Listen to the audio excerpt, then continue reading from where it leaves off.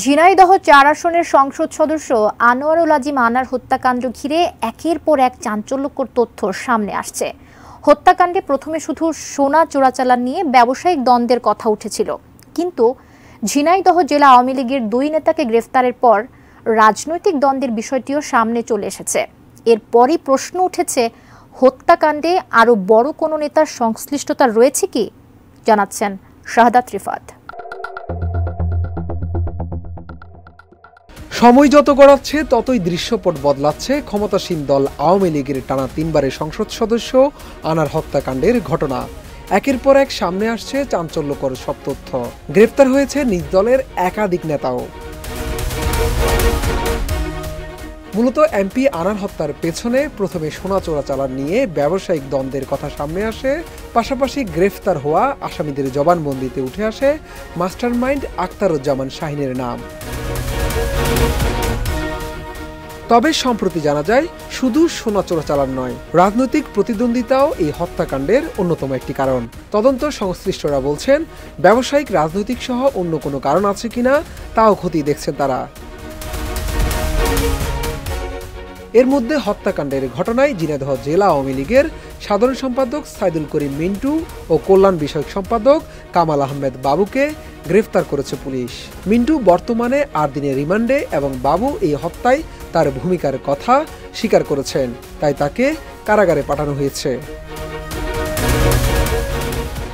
১৪ June আদালতে দেয়া বাবুর স্বীকারোক্তিমূলক জবানবন্দির বরাত দিয়ে তদন্তকারীরা বলছেন, আওয়ামী লীগের উভয় নেতাই খুনিদের ২ কোটি টাকা দেওয়ার প্রতিশ্রুতি দিয়েছিলেন, যা পরিকল্পনা বাস্তবায়ন হওয়ার পর তাদের আত্মীয়দের কাছে দেয়া হবে বলে কথা দিয়েছিলেন তারা।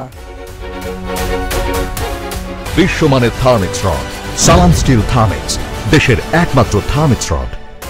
তদন্তকারী সূত্রগুলো আরও জানান, সোনা চোরাচালান চক্র থেকে আনার বড় অংশের ভাগ দাবি করে বন্ধু শাহিনের সাথে বিভেদে জড়ান। আর আনারের স্থলাভিষিক্ত হয়ে সংসদ সদস্য হতে চেয়েছিলেন মিন্টু, তাই হত্যার পরিকল্পনায় যোগ দেন তিনিও।